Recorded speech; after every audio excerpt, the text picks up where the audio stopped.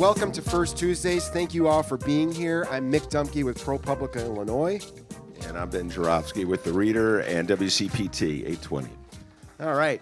We are here every month, fittingly on the first Tuesday of the month. So welcome back for all of you. I know and see a lot of you are back. And if this is your first time out, I hope you'll be back again. Ben and I already know he'll be doing double duty on March 6th because after his live performance, and you guys are, as you heard, you're all welcome to come and heckle Ben while he's on the show. I didn't hear that. I didn't hear that. And then after his show, we will be here tonight, doing our thing. So assuming Ben's still standing, we'll have double duty that day. To introduce our guests formally, I'm going to kick it over to Ben. And to introduce the guests who aren't here, also going to kick it over to Ben. Yeah, so, all right. Yeah, so our guests tonight are, we have Andrea, Raila, and here's the situation, folks. So, was it about January? I had this great idea that we would have the assessor candidates on the stage with us because everybody is telling us, particularly the Chicago Tribune, and I believe everything I see in the Chicago Tribune, that no race is more important to the voters of Cook County than the assessor's race, right?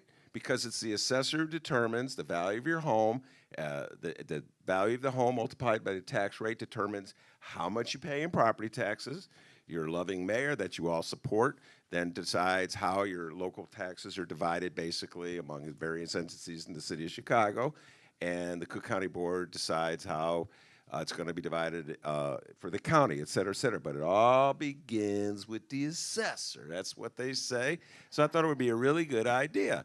The current assessor, as you may know, is a man named Joe Barrios. All right, well, I'm just saying. Joe Barrios has been on this stage.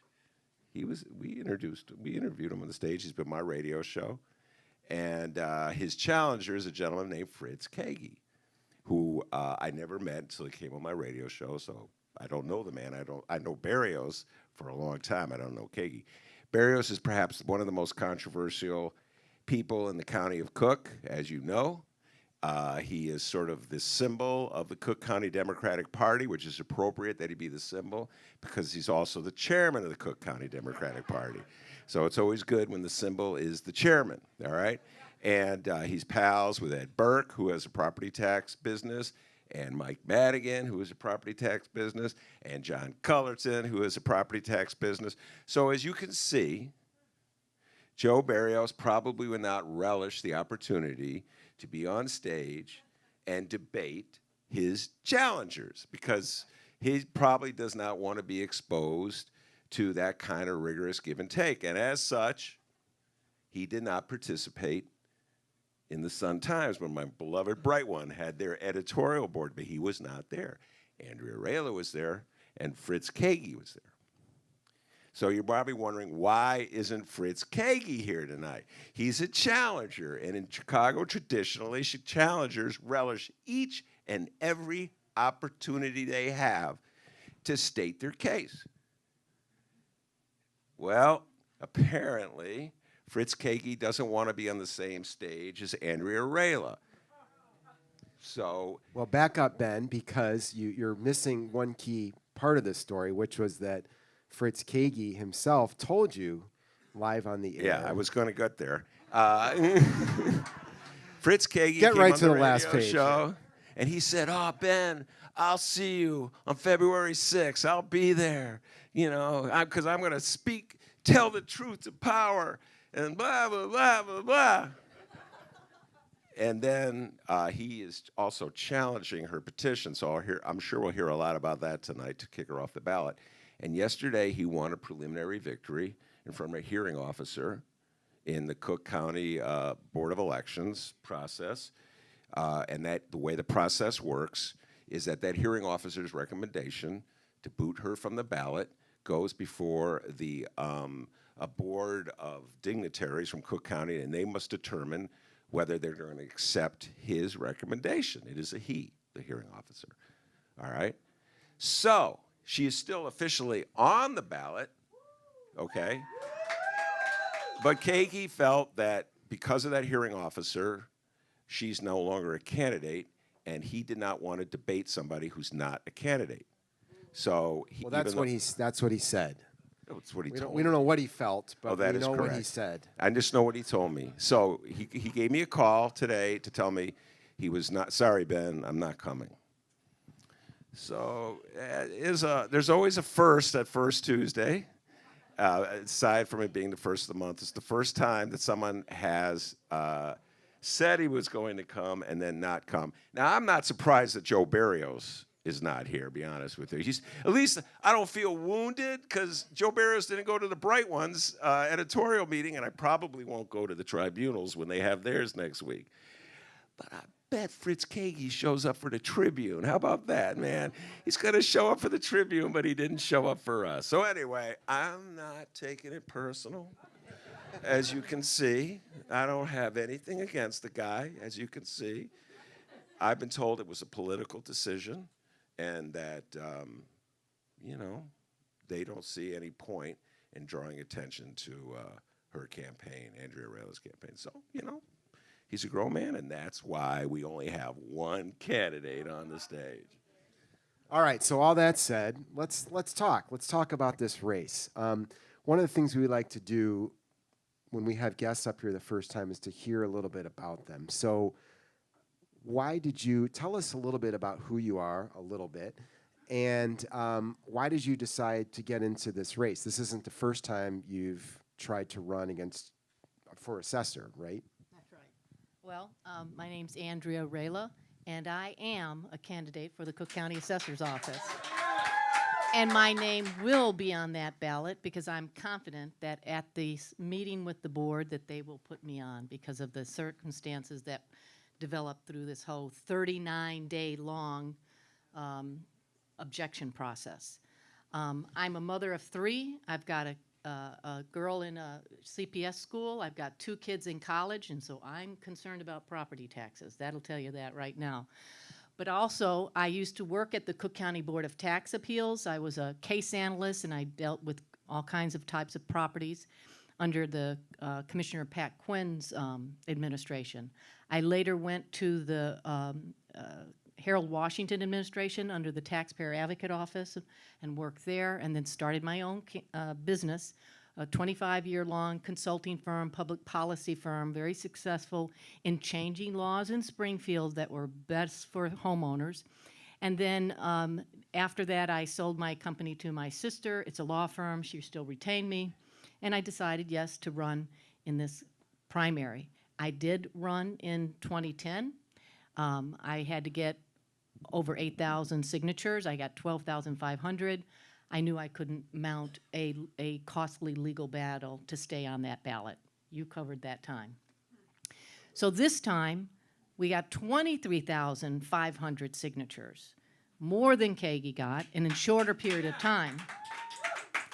And then, it became very obvious that, I had great signatures. Both Kagi and I were objected to by Joe Barrios. Kagi did not object Joe Barrios's petitions, but he objected to mine. So when Joe Barrios put in his objection to me at 3 o'clock, 1 hour later, Kagi put his objection into it.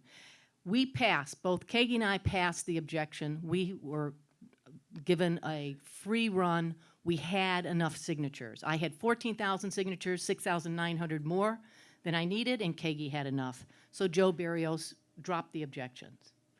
That's on quantity alone, which, by the way, is too egregious.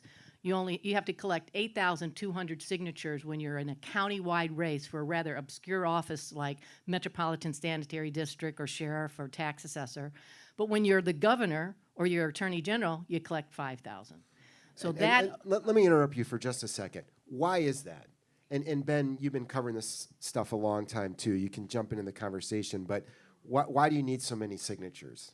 What have you learned about this whole process? We now have had... And just so everybody's clear about this is signatures to get on the ballot, just to make sure that you can stay on the ballot. Right. So you know that if you get 8,500 minimum, that's your minimum, you had better get that double or triple. So your guideline is 25,000. I got 23,005. So, and then it's based on the last election, but it's been so high. It's the highest amount that we know of in the last like 2 or 3 decades, according to my election attorneys.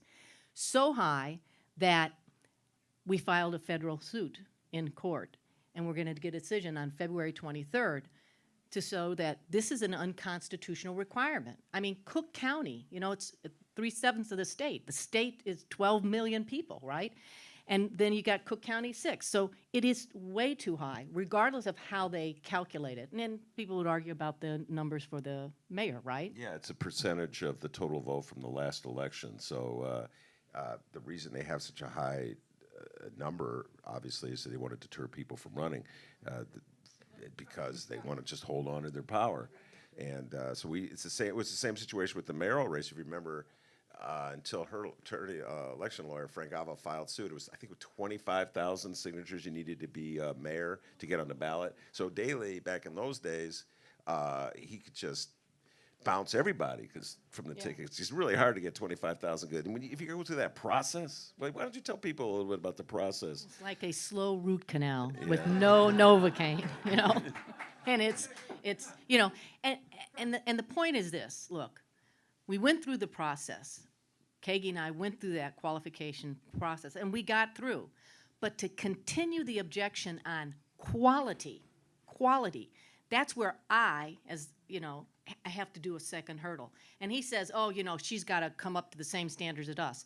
I looked at Kagi's petitions, okay? I looked at them, and there were some irregularities there, okay? Okay, hold on one second. Just so everybody understands, you're talking about because this is a complicated process. This is why basically to run for any elected office, local level, the lowest level, we don't have election for dog catcher, but if we did, it's the same kind of thing. You basically have to hire a lawyer so that you can get on the ballot in the city of Chicago or Cook County, right? If you're objected to, but you should have that ready. But basically, You should have it yeah. I ready. mean, because that's the thing is that if you're running against, certainly if you're running against an entrenched incumbent, it's almost certain that you are going to be challenged at some point in the process. So just to make sure everybody understands, you're talking about the first level of this is just to make sure you have the sheer number of signatures required. Right. And you're saying that you, as well as the other candidates, all had in excess of that number. 6,900 in my case. Okay. 6,000. So the second objection layer that Kagi brought on was to try to do it a technical aspect that really it's right out of the Tom Giaconetti's playbook, how to kick your candidate off the ballot that he put in October for the Chicago Bar Association. Anyway, so And Tom Giaconetti is an aide to Joe Barrios. and his election lawyer. okay, and the dean, they call him the dean, okay. So he's using that playbook, but it's for any kind of technicality. So let me tell you something. In the height of everything, when you're moving fast, I got 23,500 signatures in 7 weeks. He got 22,200 in 12 weeks, okay? It's still a high-pace process. It's controlled as much as you can control it. But, you know, me and my daughter out there circulating petitions in the subway, I get back to the office, I notarize her petitions, I forgot to stamp one, and I write my name, Andrea. Boom. That's the technicality. So you can catch all these technicalities, right? So we had someone who notarized 200 petitions, one mistake, they threw out all 200. That would be almost like 1,000 signatures. 2 mistakes found on a notary that she notarized 280. He said, throw them all out.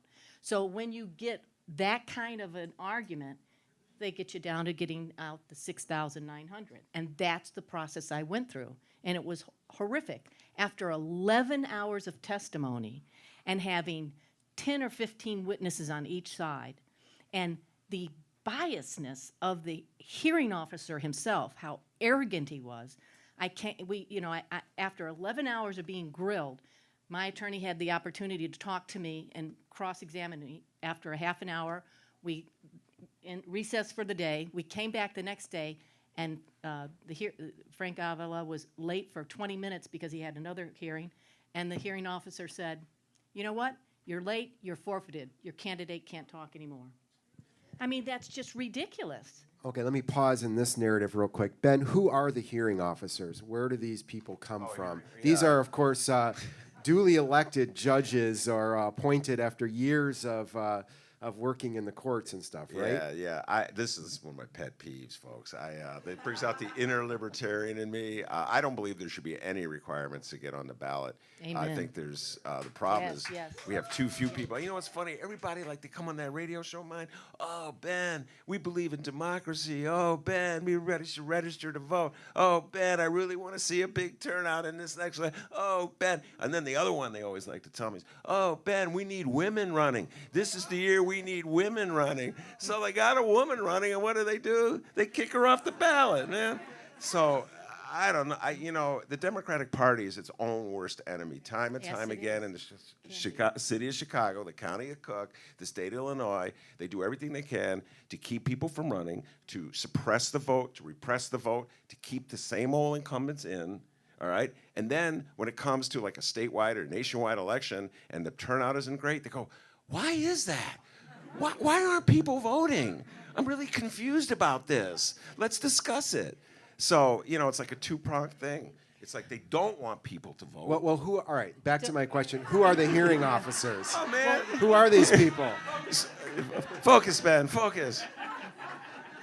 Well, these guys are lawyers, They're picking up a lawyers. little money on the Yes, side. extra. Hey, It's no extra for problem. them. I'm sure it's good. They got vacation homes they got to take care of, kids to pay tuition. They know where their bread is buttered, So I'm like, they're thinking, do I want to rule on the side of Fritz Kagi, who's got a lot of money, is probably going to win, or there's a good chance to win, and the Sun-Times is going to endorse him, and the Tribunal is going to endorse him? Or do I want to rule for Andrea Raila? The only guy who ever interviews her is Ben. I think I'll go for Fritz. Oh, I see a blemish in your petition there. I'm going to throw out 1,000 signatures. Welcome to Cook County, my friends. All right. Well, let's ask Fritz for a response. Okay. I hear he might not not be there. on the ballot. But we have 170 Cook County candidates, okay? 170. Only 26% of them are women. And the 48 that were challenged, 69% of them challenged are minorities and women, okay? And when those were challenged, 22% of those are given subpoenas, okay? And those subpoenas are about 2% or 5%. I got 47% of the subpoenas. I'm the subpoena queen. 73 subpoenas. Explain to people what that means, a subpoena. So, a subpoena lands into your circulator's door, or or your notary, or whoever they want to subpoena, which was all the notaries and the circulators, and it says you are required to show up at the Board of Elections to defend if you did circulate this petition. Did you live there? Do you live at the place? The only requirement for a circulator is to be 18 years old and a U.S. citizen. You can live in all different states. And then the notary. Did you notarize these petitions? Is your notary up to date? Is it expired? Did you give the notary to someone to notarize the petitions, and so forth? So, but that takes a lot. I mean, you got to pay somebody $175 to find those people, and then you got to pay them $20 to come to the court. And you can sit there all day long, and some of these people come and answer the subpoena, and they never get called, and so they leave. But it's arduous. Can you imagine? My election attorney and some others that are even longer election attorneys than Frank Avila said they have never seen a case with 73 subpoenas. Now, this stuff all happens like in the basement of the county building. In the basement. If any of you, if you work downtown, if you have With time no to go, windows. No windows. It's quite I mean, it's an amazing situation. It's an amazing thing to behold. If you haven't seen it before, you really should. You've probably missed the vast majority of the action this cycle, but we'll be going through this again in probably November, although it's not the same when it's a general election, but certainly next year this time during the municipal elections when it's, some of these wards have a dozen people or more running for aldermen, and it's just totally insane. And there's only a handful of people who know this law well, so it's the same election attorneys. Yeah. They're going from one table to the next table to the next table. like you said, they could be late for one. They shout over, "I'll be there in a few minutes." Right, While and they're that's doing a hearing exactly for right. this, And it's a totally insane some are at some process. points they wear different hats. So you'll get like Frank Avila, her lawyer, will be defending her to stay on the ballot, and then Frank will go with another guy and be attacking them. And then sometimes they're the same side. So the lawyer, this is treat. The lawyer that's trying to kick her off the ballot, that's working for Kagi, Andy Finkel, right? Right. He and Frank were tag team. They were working together to keep Willie Wilson on the ballot. So you, on one hand, you'll get the lawyer, and I've interviewed all these guys. So like if they're trying to kick someone off the ballot, they'll go, Ben, you can't expect someone to run the office as complicated as fill in the blank or whatever the office is if they can't even get on a ballot, do you? And then flip over, now they're defending someone. This is outrageous, Ben. This is the biggest affront to our democracy. Where's the democracy? Yeah, Right. yeah. Yeah. These All right, guys well, are a trip. let's ask. We I want need to hear from you reform guys it. in that. We need to reform that But objection shouldn't process. you have to face at least some sort of standard? I mean, Absolutely. you're asking us to entrust you with Absolutely, I agree. all this stuff, But and you the argument, you can't get a bunch of signatures together. listen, I mean, come on. the argument is we don't want ballot clutter. We don't want to have a list of all these candidates like they have in California and all these issues. We got to make sure we got to protect this ballot clutter, right? Well, let me tell you something. The 4 people that they knocked off this last time around, now the incumbents, they don't have anybody competing against them. That's the problem. We need to have more people on that ballot. And if, I've passed the mustard, I'm convinced of it, and I think that I know I'll be on that ballot. But there's got to be some reform in this system because you're going to get people who are unopposed. You get people up there that, we get discouraged when you suppress people who are enthusiastic candidates and are highly qualified for the job. I mean, I have a swell of supporters, and not to permit me to express myself, even as a woman, the right to even get on the ballot, to incur the whole march. This march had 100,000 more people in Chicago. These 300,000 people, women and men, they were advocating for more women on the ballot, for women to become campaign managers and leaders in the election process. I'm out there to do the same thing. I didn't object to Kagi's, okay? I didn't object to it, and I wasn't about to, and I wasn't going to. I wanted a contest of ideas. That's what all I wanted, and I still want it, and it's important. And when I looked around and I waited and I looked, and there was nobody running. And the very first time I got on the radio with the, Heartland Cafe in May, they said, "So, sounds like you want to run." I said, "Well, I think there's going to be a lot of people lined up on this race." And they go, "Well, are you thinking about running?" I said, "I'm not, don't not. I may put my hat in the ring." "Oh, we heard it here." But then Kagi came on, and I thought, well, is that all that's going to show up? Is that it? And so this is my time. Well, let's ask him and Joe to respond. Joe. All right. Well, let me read this though. Okay. And since he's not here, since neither of the he's are here, I do want to read. There was a press release. The next best thing, of course, is a carefully scripted press release. This is what the Kagi campaign charged about you today, as you were, again, basically making similar arguments earlier today. Now let me actually find my place. After a comprehensive, thorough, and fair hearing on the Raila campaign's petitions, the Electoral Board's hearing officer concluded there was clear evidence that Raila had personally committed fraud. No amount of indignation at a press spectacle changes that fact. Your response to that? They said that you personally committed fraud in gathering these petitions. Well, poppycock. But if we had examined Kagi's petitions carefully, we would have found out that he started his petitions before the legal date. He should only have circulated them starting September 4th. He had someone circulating his petitions in August. Now, how do I know that? Because the same guy that he paid to circulate those petitions in August left him and came and worked for us because he didn't get paid, because he accidentally notarized them in August. Well, that would blow your petitions, right? So, there you go. I mean, but I'm not I'm not charging. If they said, okay, can you do it over again? So many people are saying, why didn't you object to him? Why? Well, wait. Okay. So when they say fraud, I assume That would they're be meaning that you notarized petitions that you didn't actually see the person. You weren't in the room with the person who claims he circulated them. right. So That could have happened. Yes, that could have happened. So in other yes. words, there may have been an instance when you did that. When Right, You and that's some of the things that they claimed with the 200 petitions. I did 197.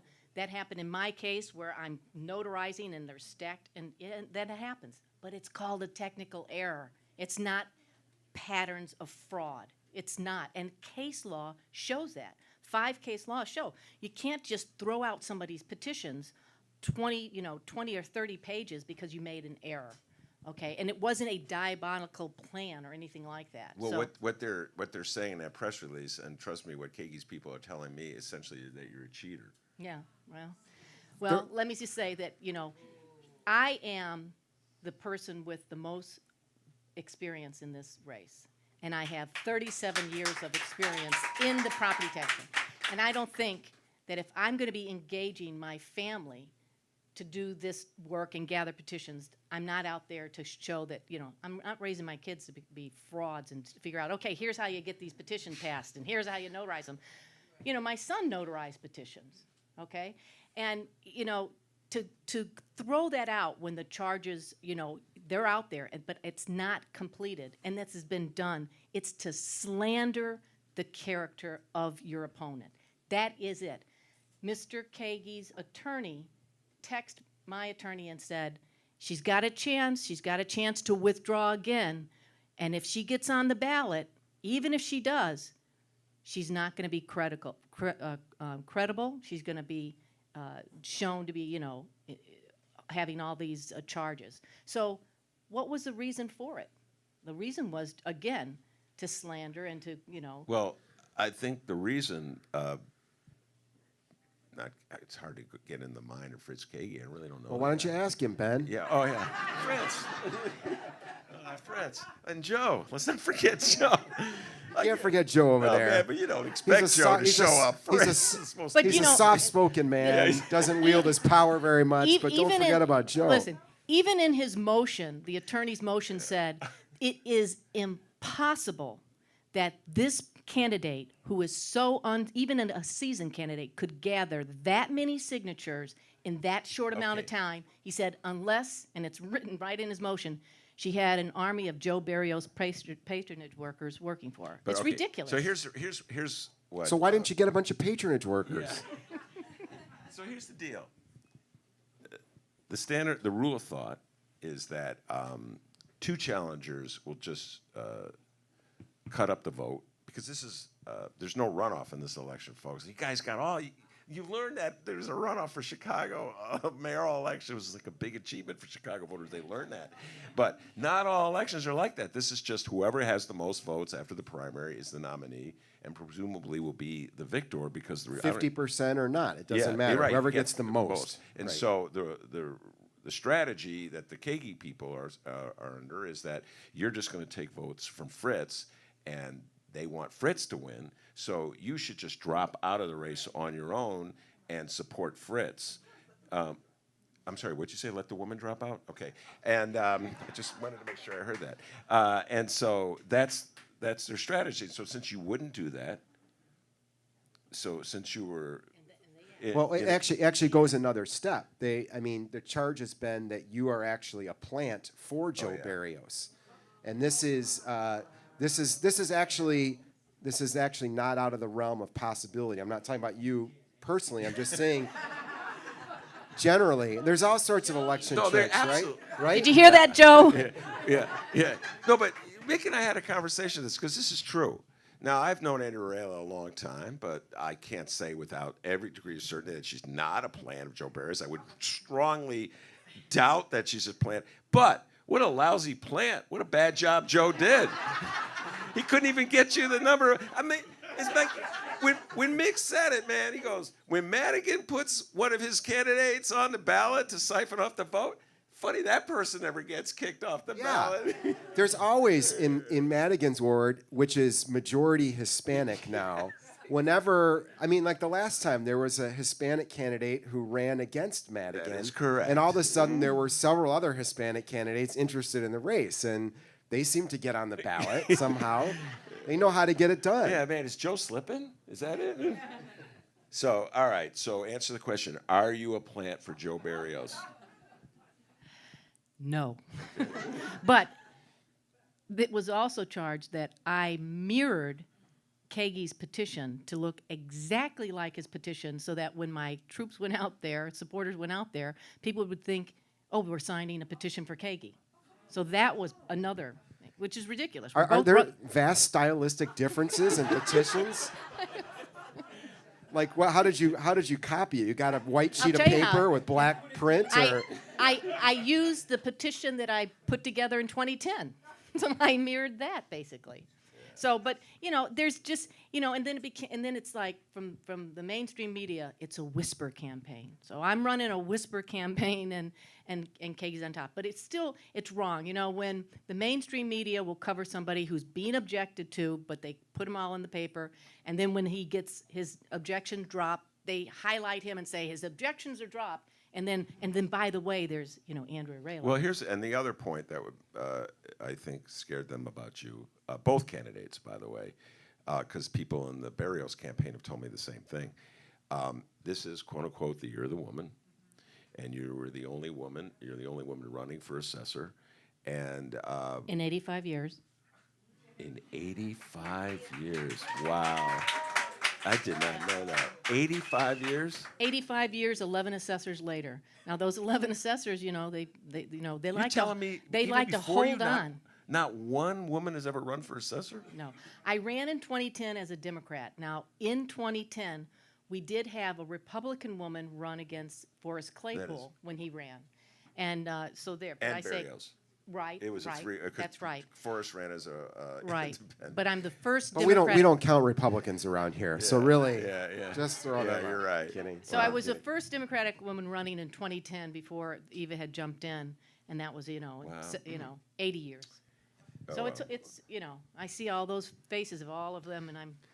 This is the year of the woman, except for assessor. Well, that's a good transition, man. Let's talk about the assessor's office. Let's talk about whoever gets this office, whoever wins this race, whether it's you or Fritz or Joe on the end down there, humble little Joe on the end. These days. Why is this? Tell us yourself. Why is this so important? It was important 26 years ago. 26 years ago, the Illinois Taxpayer Federation hired myself and Ron Pecor, who was the comptroller for the Harold Washington administration. We did a study. It was called the Illinois Property Tax System, Taxation Without Representation. And it was a big study, and I did Chapter 4, all of Cook County. And guess what we came up with? The same coefficients of dispersions, the same sales ratios, the same analysis that they did in the Tribune that showed that the numbers were bad, that the market values in minority neighborhoods and the brown and black neighborhoods were terrible. They were overassessed compared to the $1 million homes in the white areas. So that All right, stop study, right there. Okay. And first of all, I would give credit where credit is due. My colleague Jason Grotto, who is in the House, I believe, was the author of those stories that ran both on ProPublica and the Trib. And Jason spent I think a year of his life at least on this stuff, digging in. This is really complicated stuff. When he starts to explain it to me, I was once good at math. He starts to explain it to me. And your I'm eyes totally glaze lost. over. And he's really good at explaining it. Well, I won't get into the coefficient of dispersions and the regression, but those numbers matched Jason's and other studies that had been done. So for a long time, we've had a terrible assessment landscape in Cook County and across. And explain again what that exactly means. You're talking about underassessed or overassessed, but what that actually means is that a lot of people in neighborhoods that are already struggling are basically their properties are overvalued in the assessment process. And then you have places like downtown, a lot of wealthy real estate there, which is basically underassessed, right? Is that right? For instance, you have a homeowner in Markham or Posen or Calumet City, Dixmoor. These neighbors have homes that might average 150,000. But when you divide their taxes into their home value, it might be at 8%. My home at 500,000, you divide my assessment in, and it may be at 9%. But then you take Kagi's home, what he bought for $1 million, and you divide the taxes in it, and it's like 2%. So his underassessment, he's underassessed at 700,000, so he's paying 13,000 less in property taxes, and I'm probably paying about $1,200 less. So the disparity between these neighborhoods are really egregious. The tax rates themselves are almost 200 to 300% difference between Markham with a tax rate of 34 and then Chicago with a tax rate of 7. So those are real numbers, and these people really struggle to pay that first installment, which is due on March 1st. And people like me who service those people go out into that community. There's no tax lawyers that want to handle a $150,000 African-American home in Alsep. They're just not. So you don't even get them getting the services they need, and they can't afford lawyers to do their tax appeals. They really can't. And because of that, I went down to Springfield and I argued that we should not have to hire tax lawyers to file tax appeals at an administrative agency like the Board of Review. And when I went down there, before the Revenue Department, there was this lawyer, kind of a uppity senator, and he said to me, "So, Ms. Raila, you want me to vote this bill through that you don't hire tax lawyers, a lawyer like me that's against my interests?" And I said, "Yes, I think it levels a playing field." And he said, "Okay, Ms. Raila, that's right. I'm voting for your bill. I'm going to get it out of the Revenue Committee because it is against my interests and it does help the homeowner." And I said, "Thank you, Senator Obama. Thank you." Out it went, out of that revenue, and then it went into the executive committee of the House, and where do you think it died? Of course there, because who's there? This is an appropriate time to remind everybody that Barack Obama became a state senator by kicking his opponent off the ballot. And that was a man. No, he kicked a woman off the ballot. is it? Yeah, he kicked a woman, Alice Palmer. Alice Oh. Palmer. Kicked Alice Palmer off the ballot. And And it's where is really she hard today? to lose an election if you have no opponent. Right, that's right. Where's Alice Palmer? I think Alice Palmer's still around. Yeah, she's around. Yeah. So, Jason's work was great, and it was timely. It was, Christopher Berry, I met with him. He was like, "Yeah, we heard about this tax study. We could never find it. It's out of print." Gave him my tax study. So, this has been something. This is my life. I love doing property tax assessment work. I love the public policy. That's the first time anyone has ever said that here. It's very interesting. And we did have Joe up here. And Yeah, strangely, even Joe didn't say didn't that. say that. Joe said, "I love kicking people off the ballot." And Fritz said, "Yeah, me too, man." But you got to be passionate about it. And, and I've been in government and I've been outside of government. And I know what it takes to make that office work. And it's not more appeals. The appeals process is too much in the assessor's office. It should not be representing 25% of his administration. It should be representing maybe 2%. He needs to spend 90% getting it right and making sure the market values are right. So why, and for everybody who may not understand this, basically you get your assessment and you can appeal the assessment process, right? And you can appeal it either directly to the assessor's office or to the Board of Tax Review, also known as the Board of Tax Appeals, right? All this stuff is very confusing to people who aren't way in the weeds with it. Why is the assessor's office spending such an effort to make people or to process appeals? Why is that happening? What's your take on that? The appeal levels that are accepted at the assessor's office plays an important role of the pay-to-play game.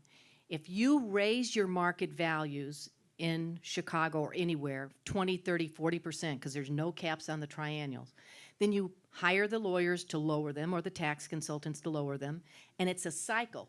Then you send a invitation to that new lawyer or whoever to give you money for your golf game or golf outing. So it's a circular thing. These By you there, you're talking about the incumbent, and right. because that's Right. what the incumbent And does. it's not only the assessor, it's the board of review and the 3 commissioners there. You know, it's like a pay-to-play system. I would ban any payments that should come from any practitioner, even appraisers at the assessor and at the board. We need to get rid of that. And we need to cap the triennial reassessment increases. We can cap them at 15% a year, still challenge them, except for things like new construction and sales. But if the key is regulating how high that assessment's going to go. We already know that the formula is bad, and Jason knows the formula and has advocated a change in that formula to institute the MacArthur formula. It's important to get that formula in there. That's the best practices. That's what you need. But we don't have that formula, and guess what's going to happen? On February 23rd, Rogers Park is going to get their market values on that bad formula. And then Lakeview is next in April, and so forth. So unless we can get the formula instituted when I'm assessor on March 20th, I guarantee you that formula is going to be put in. But actually, Joe doesn't step down immediately. I was going to say, He doesn't step if you down. were Joe, to what are you survive the thinking, Joe? challenge, you would only be the nominee Yeah, on March that's 20, right, okay? That's right. We But still we have got to the, put pressure on him to primary change election, that. We got to put pressure on him There to is the change it. small formality of the general election. I mean, I know it's a Democratic county and everything, but just noting that. All right. So, And if elected, I'm sure I'm going to try to get Jason on board because this guy knows his stuff. yeah, And that's not for sure. afraid. You know, he's not afraid to even let the assessor know where he lives. All right, should we open it up for Yeah. Yeah, that is a gutsy move. So you want to open it up Let's some questions? ask some A lot of questions. people here Is- today. Tim around for Where's- yeah. T squared. Oh, there he is. You want to start right over on the side here? So, his hand in the air. Bonus for me. So, Andrea, you said that the timing couldn't have been better for Jason's article. And when I hear that, I think, well, in some ways, yes, I know what you're talking about. We're in the political season and it's coming out. And I'm really, really happy that it's coming out. But in other ways, no, it's the worst timing ever because this needed to come out like 10 fucking years ago. And you have been around this for many years. So my question is to anyone on the stage, like, why now? Why did it come out now? And why couldn't it have come out earlier? Why did it take so long? Let me tell you, when we did our study, which is a great study and it exposed the same problems, and it was a real clarion call for reform, and we made reforms out of that book. As a matter of fact, that book was took to Tom Hines' administration and given to key people in his office, and he said, read this. This is the Bible. That's what I was told by Dick Van Echo. But it didn't get the traction. The Tribune did write about it a couple of times, but it never got the traction like Jason's article. And then, but that's 26 years of problems. So what did I do in those 26 years? I did pass laws. I got the law changed where when you get a back tax bill, they used to be able to back tax you for 10 years when they found that darn garage. And they'd back tax you 10 years, and you had to pay it in 30 days. That was wrong. So we went down to Springfield. Now they can back tax you about 3 to 4 years, but they let you 6 months to pay it. And I did other legislation too. But the point I'm making is that it took this long to see the inequity, and it's many assessors. It just wasn't Joe Barrios. It was under Tom Hines, the guy before that, Cullerton. Then it was under Houlihan, right? And so we had this constant, ignorance of the process. And in May, when that article came out, the timing was right because it caught a lot of attention, and you need the media. We need our media. The media is not fake. It's not. We need our media more than anything nowadays with the Trump administration. We need to be needed too. Yeah, So I mean, appreciate we need it, and that started a firestorm and an interest like never before, and thank God it happened. Don't you think some of this has to do with the character who is the assessor, like the person, the individual is the assessor? And feel free, either of you guys, to weigh in on this, but it's not. I mean, Jason has been very, very, very careful And my colleague Sandhya worked with him very closely. She's the data guru in our office, or one of them. And to just really make this about the math, to make this about the numbers, to not weigh in on politics. He has deliberately stayed away from the politics of this race because he's very interested in looking at the calculations and the way the You're system right. works. He did not come to my fundraiser, even though I gave him the invite. But you know what was important? When Joe Barrios ran in 2010, he ran, and when he became the Cook County Democratic Party, I said, uh-oh.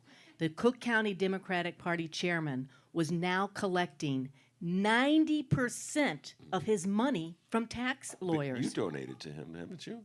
I donated to the Cook County Democratic Party, yes. And the last donation I ever gave was in 2012. So yes, and yes, we've donated to others because that's what you get in the mail. If you registered as a tax consultant Monday, or this week, and you registered, they would take your name and address, and they'd give you a code, a special code. Yeah. And with that code, you would get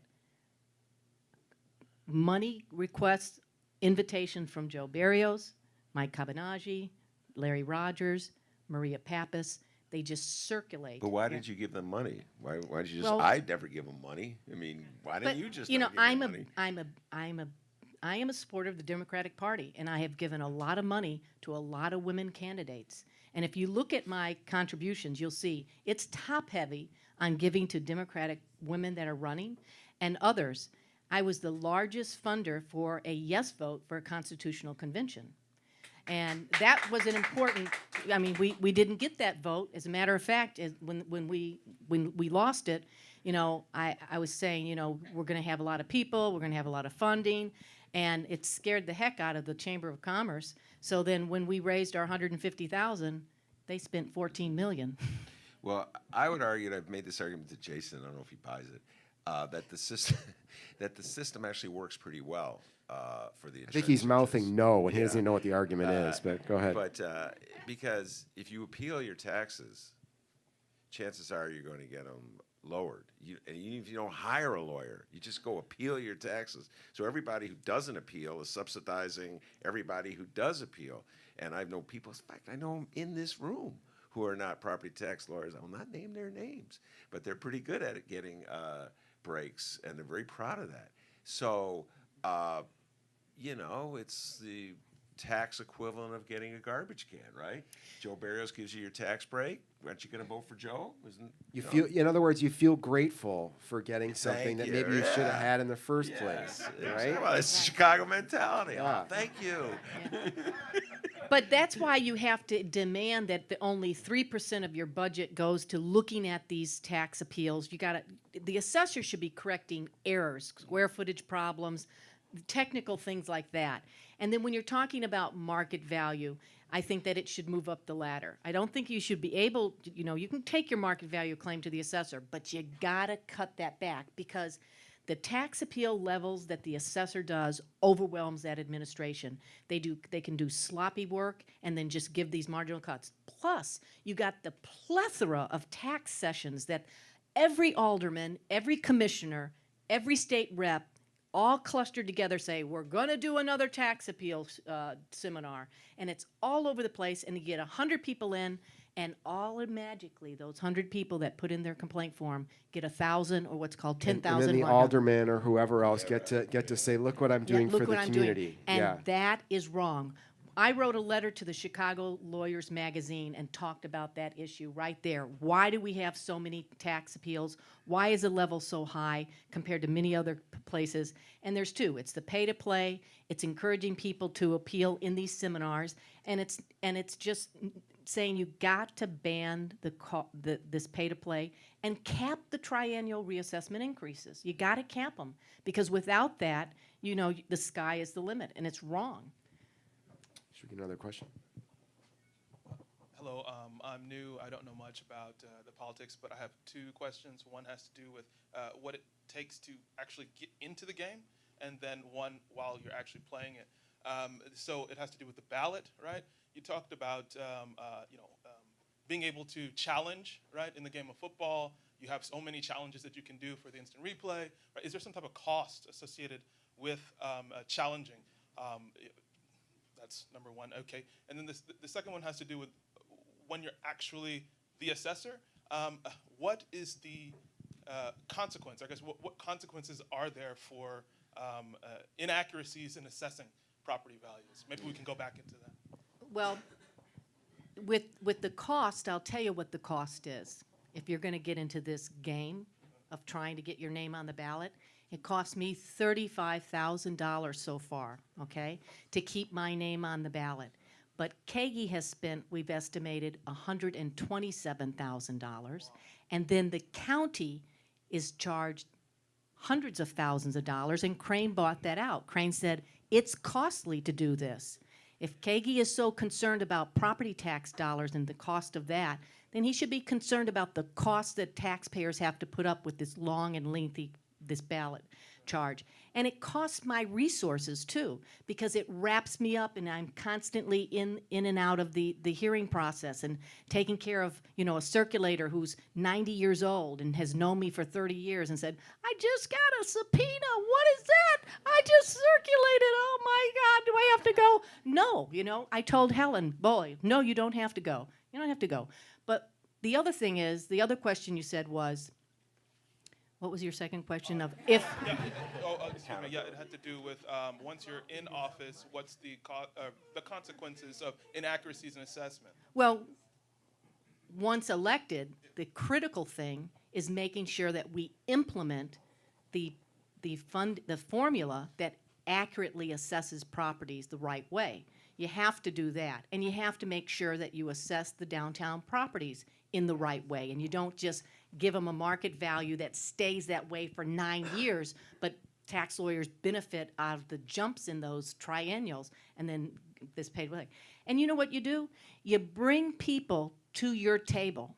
When you're the assessor, you bring a task force of the same minorities that were victimized by this process for the last 3 or 4 decades, and you bring them to the table, because if you're not on the table, you're on the menu, and you've been on the menu too long.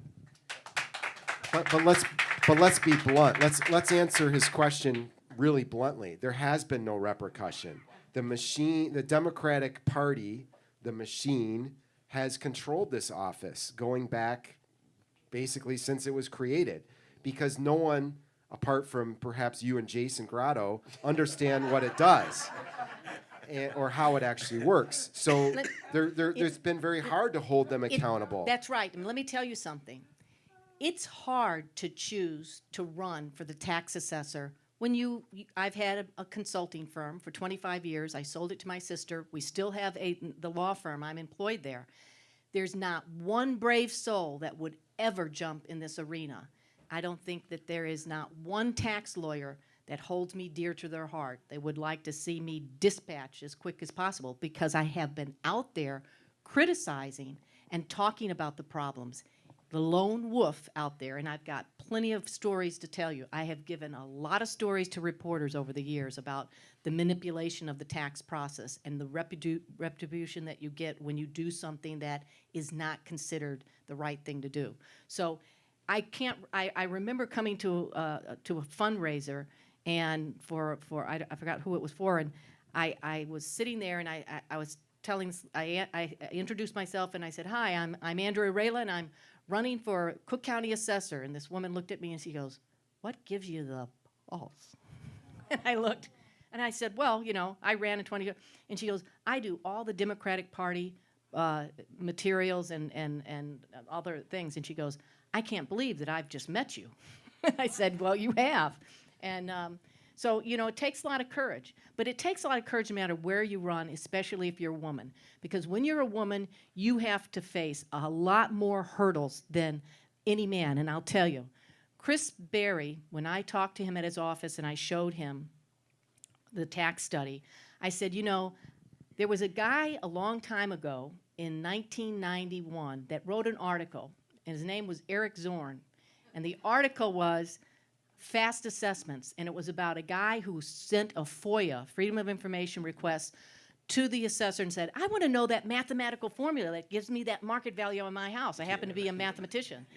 And they sent it to him, but they missed the y times x over z in parentheses with a 2 down there. So you couldn't it's figure out good enough. that Good one enough. little piece, So he writes them again. He says, hey, you left off that little section where I can't figure out.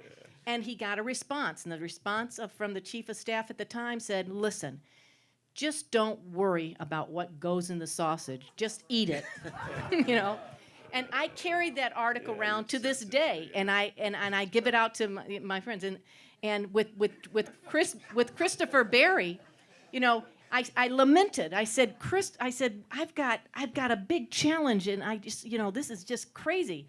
And he says, well, let me help you out. Let me send you something that I just got published a year or so ago. And he sends me an article, and it's called Jack and Jill Effect, and it's about how it takes much harder for women to run and get into office than men. Not like that, nice late night reading, 14 pages later, like, oh. But it's the truth, and we have to encourage women and support women to do this type of work because guess what? Only 35% of all of our elected leaders in Illinois are women. And again, only a few of them are running for Cook County tax assessor.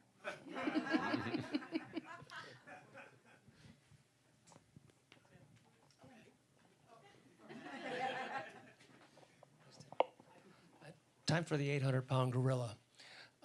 Why do you think, any of you, do you think that Toni Preckwinkle, who is generally known as a fairly progressive woman in the party, endorsed Joe Barrios? And has remained, well, she formed an alliance with him when she was running for Cook County board president, which was I also think that was in 2010, right? The first time. Yeah. And she's been loyal to him ever since. And even then, when she first announced this, this political partnership with him, there were already stories out about not only patronage hiring about his office, but nepotism, all of his relatives who are on the payroll. There are many of them. And his resistance to any kind of, there's, federal court decree about patronage. He's just blowing it all off. And so forth. That stuff was already out there, and she forged this alliance with him. And she's come out, I guess, a couple times along the way and said, I don't like the way he does business, citing these kind of instances. I wish he changed, but, he's still my ally. I mean, am I being fair? That's kind of what she said along the way, right? Yeah. Well, from my position, I've been an appointed volunteer Cook County Commission on Women's Issues. I was appointed by Forrest Claypool and then later appointed by John Fritchie. To be an appointed commissioner on women's issues, you really don't throw your hat in the ring to run against who oversees me is the president. Yeah. Okay, she oversees our commission. You certainly don't go against the president who is aligned with Joe Barrios and say, well, I'm going to run. Okay. These advisory boards and commissions are formed in part so that you'll join the system, or anybody else, right? Yeah, Rather and than I was a strong supporter of her for things. But it takes a lot of courage, again, to go and throw your hat in that ring. I mean, it's not like she shakes my hand anymore, the thing. So, and then let me just be blunt. When Joe Barrios loses, he's still going to be the Cook County Democratic chairman. And that's why you have still the silence of the Dems. You have the silence of the Dems because they don't want to be that one person that jumps on board with you. And, he's still going to be the Cook County Democratic Party, and you're beholden to him to get that money for you to run if you want to run for that judgeship. Yeah, no, it's the strange alliances. You know this. I mean, it seems as though, like, every now and then, it's like the progressives in this town pick a convenient target that they can take a stand on, And so, I mean, I want to join every progressive cause in the world, but I mean, like Todd Stroger, for real? And during the Daley administration, you're going to waste all your time going after Todd Stroger and the same people who are up in arms, like Forrest Claypool. I know he's your friend. But they're all up in arms about Todd Stroger, but they're supporting Mayor Daley. What's that all about? So I just think Joe Barrios has now become the convenient target for progressives in Cook County to pick on. Well, You'll get the Tribune to support you.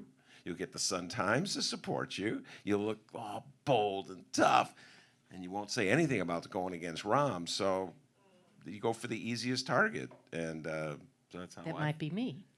Well, you might have beat him because remember, this is the year of the woman. Well, let me remind you, we had someone named Carol Moseley Braun, right? correct. Okay, and she 1982. went up against Al Hofield and the other guy, and they The other guy was a sitting senator. 12, they spent like yeah. 34 million or something combined, and she didn't. I think she may have spent 350,000. It was when Anita Hill Yes. was talking about all the sexual harassment, and she ran up through the middle.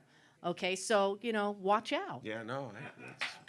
Well, and one other quick thought on that: the word progressive is thrown around here, sort of like the word reform. It can mean anything to anybody, At any time. and it gets very popular during election season.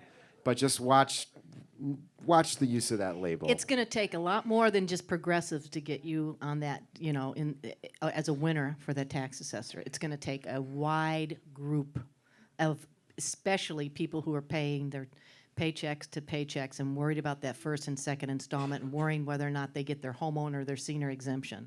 It takes that blue collar worker, okay? And you got to win those hearts. You can't just consider just, the progressive bill. Well, let me ask you about that, because I think that's really important. We're talking again about what's referred to as a down ballot race. It's not at the top. It's not the one people are excited about, governor, or in a presidential year, the president, vice president. This is a couple notches down. Even if people have been educated or paid attention to this stuff, they know what an assessor does, at least in vague terms. How do you get them excited about this? I mean, you've spent a lot of your time and energy trying to survive in the race, but how do you go around saying, hey, I really need you to pay attention to the assessor's race, and people are like, I got my own life, I'm busy, I'm tired, I don't, why do I want to pay attention to this? How do you get people mobilized, especially for a race like this, for an office like this? I do think that it is a much higher profile, race than ever before. I give you that. It's classic. I mean, it's out there, but you do have to get those last 10 days. You got to shake the attention of that voter and realize that tax assessor. I mean, people will look and say assessor. They don't even know sometimes what the assessor does. But you can go out there in the community and all the townhomes and associations and the groups and get your word out and get them excited about it. And I think a good commercial campaign and a good grounds of marketing is going to win the day and get people excited about it. I think we'll get about 650,000 people that'll be voting in that race. Who's next? I got a lot of questions. And then after this, Tim will move to the other side of the room. Or right now. Actually, I do want to mention one other thing. I'm getting some legislation sponsored. There was a time when no senior citizen had to reapply every year for their senior exemption. 3 years ago, that changed, as if you're going to get younger, right? Yeah. So I'm trying to change that so that when you sign up for your senior exemption, you're 65 years old, and regardless of income, you get it continually. So I'm putting that in, and I'm putting in legislation that when you are a military, have served in the armed forces, and you're 70 years old, and you have a home that has an EAV of 250, and you have an income of 65,000, you don't have to stay on the tax rolls, the property tax rolls. Now that may service just a small group of people, but it's a well-deserved group of people. So I think putting that out to these groups, the Legionnaires and so forth, that heightens their awareness. Go ahead. Thank you, guys. Thanks for this forum. Laura Sabransky, I was a Bernie Sanders delegate. I have 2 questions. One of them is a yes or no on a couple things. But first, I want to say I'm supporting Fritz, and I'm disappointed he's not here, and his campaign's going to hear about it from me. And one of the reasons is, I will not watch Channel 11 when Rahm is sitting there for I don't know how many minutes unchallenged every 6 weeks. Drives me crazy. And I refuse to donate to them because of that. So do not like unchallenged candidates being able to sit here. So Fritz is not taking any contributions from property tax attorneys. So yes or no, are you as well not taking contributions? Number one. Are you taking any corporate contributions? Number two. Number three, I dispute what you're saying about women in politics, and I've certainly felt, yes, women are treated horribly in politics, but not all women. Hillary Clinton was given an advantage. Did you support Hillary in the primary or Bernie? Well, number one, I don't think that there's a tax lawyer out there that would give me a dime. Even if I asked them for it, they would not contribute to me. But I have said I am not taking any contributions from the tax practitioners, the appraisers, and et cetera. And so did Kagi. Good, that we're both on the same playing field there. And yes, I did support Hillary Clinton. I supported her, and I'm proud of that. And and people, my son was a Bernie supporter. Okay, it was a house divided, right? But I felt strong about her history, and when Hillary lost, well, actually when Al Gore lost, okay, he lost this electoral college that we have a problem, and he lost about he got 555,000 votes on the popular votes. When Hillary lost to the electoral college, she got 2.6 million votes. The difference between her and the other guy was just, I can't remember his Whose name. name shall not be spoken. The inconvenient truth. Yeah. On what? Yes, you can. I will take corporate contributions. Yes. Sure. Okay. I am a big believer in campaign finance reform.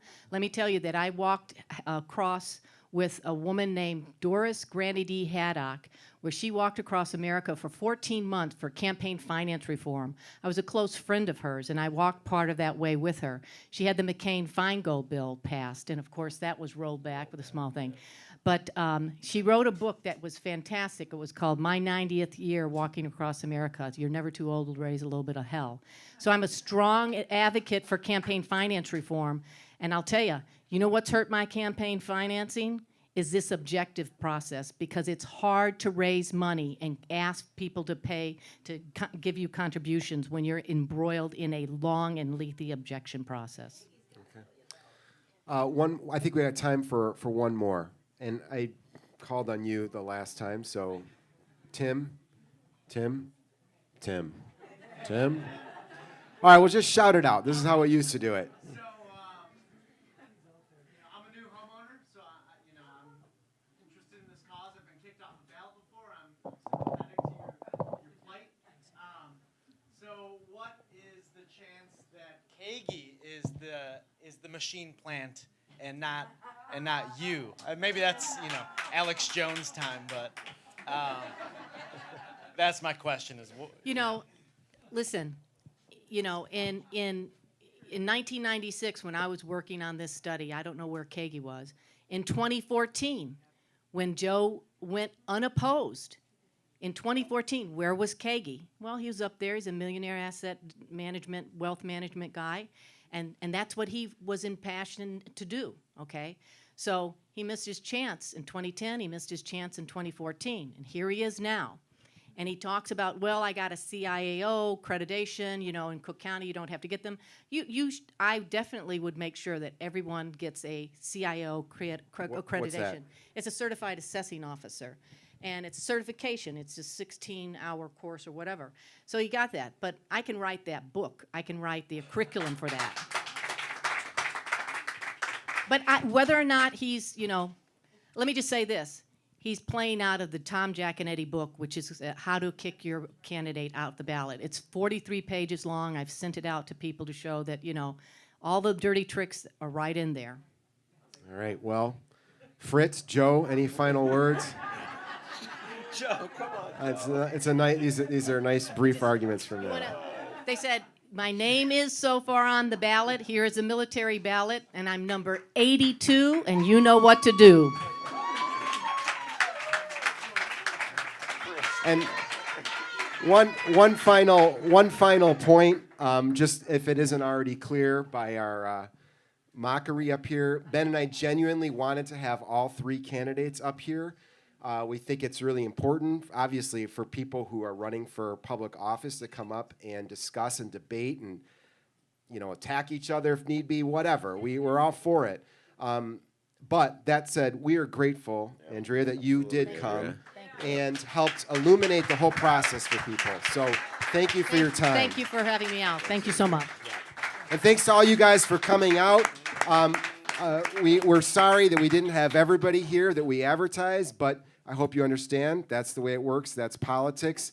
And thank you. We hope to see you next month. I think Ben and I will have a lot to talk about a couple weeks before the primary voting. All right? Absolutely. So see you on March 6th.